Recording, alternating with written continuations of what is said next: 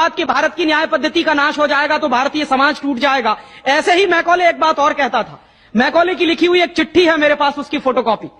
London में एक library है, उसका नाम है इंडिया ऑफिस लाइब्रेरी। वहां से मैंने निकलवाई है। इंडिया ऑफिस लाइब्रेरी में से ऐसे कुछ 50,000 से ज्यादा डॉक्यूमेंट्स मैं निकाल के लाया और वहां के कई लोगों की मदद से हमने वो निकलवाए हैं। तो उनमें एक चिट्ठी है मैकॉले की, वो उसके अपने पिताजी को उसने लिखी है।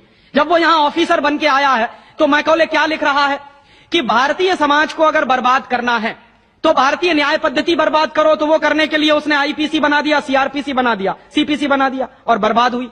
दूसरी बात वो कहता था कि भारतीय समाज को बर्बाद करना है तो भारतीय शिक्षण पद्धति का नाश करो। तो मैकॉले कहा करता था कि जो भारतीय शिक्षण पद्धति है, वो खुद मानता था इस बात को, यह दुनिया की सबसे ज्यादा विकसित और सबसे अच्छी पद्धति। क्या होता था, यहां गुरुकुल चलते थे, गुरुकुलों में विद्यार्थी पढ़ते थे और विद्यार्थी 20 साल तक, 25 साल तक ब्रह्मचर्य का पालन करते हुए शिक्षा ग्रहण करते थे, संस्कार मिलते थे और वो संस्कार लेकर समाज में जाते थे। उन्हीं संस्कारों से संस्कृति बनती थी और वही संस्कृति भारतीय संस्कृति कहलाती थी। ऋषि थे, मुनि थे, बड़े बड़े ज्ञानी थे, महात्मा थे, वो गुरुकुलों को चलाया करते थे और सारे के सारे गुरुकुल जो चला करते थे उनमें वेदों का अध्ययन, पुराणों का अध्ययन, उपनिषदों का अध्ययन, जो भारतीय ज्ञान है, जो भारतीय मनीषा है, उन्हीं सबका अध्ययन संस्कृत के माध्यम से कराया जाता था। मैकॉले ने क्या किया कि गुरुकुलों का नाश अगर करना है तो उसने एक कानून बनाया।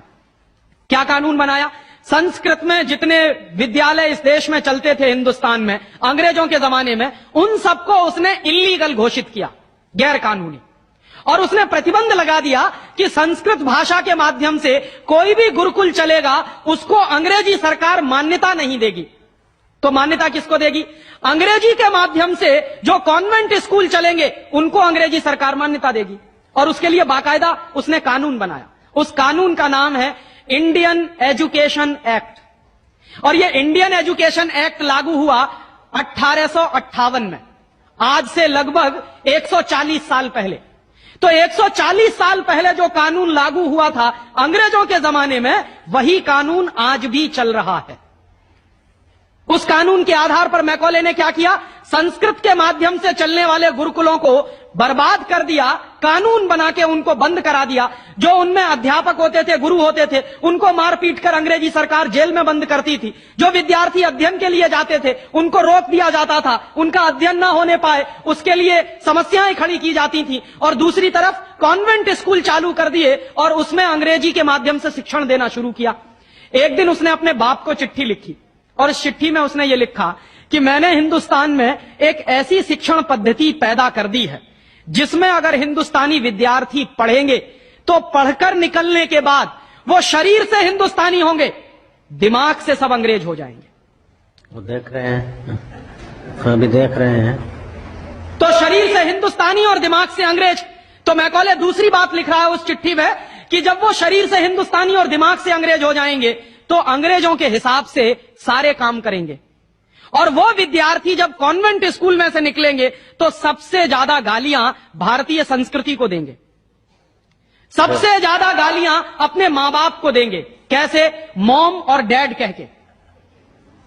डैड माने होता है मरा हुआ और मम्मी माने होता है शव। इजिप्ट में आप जाइए, मिस्र एक देश है, वहां पे ममीज कहा जाता है किसको? मरे हुए आदमी के शव को।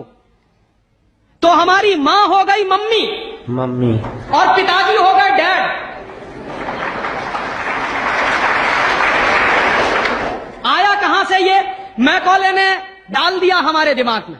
और मैं ये कहता हूं कि मैकॉले तो मर गया, उसका बाप भी मर गया, सब मर गए, भगवान उनकी आत्मा को शांति दे, लेकिन उसकी जो आत्मा है वो हम सब में प्रवेश कर गई है। और कैसे प्रवेश कर गई है? मैं आपको ये इतिहास की सच्चाई बता रहा हूं कि जिस जमाने में मैकॉले ने इस देश में सबसे पहला कॉन्वेंट स्कूल खोला था कलकत्ता में, वो कॉन्वेंट स्कूल चला नहीं, बंद हो गया। क्यों बंद हो गया? क्योंकि कोई भी भारतीय मां बाप अपने बच्चे को कॉन्वेंट में पढ़ाने को नहीं भेजता था। अंग्रेजों के जमाने की बात बता रहा हूं। अंग्रेज अपनी पूरी ताकत लगाकर भी इस देश में कॉन्वेंट स्कूल चला नहीं पाए, लेकिन अंग्रेज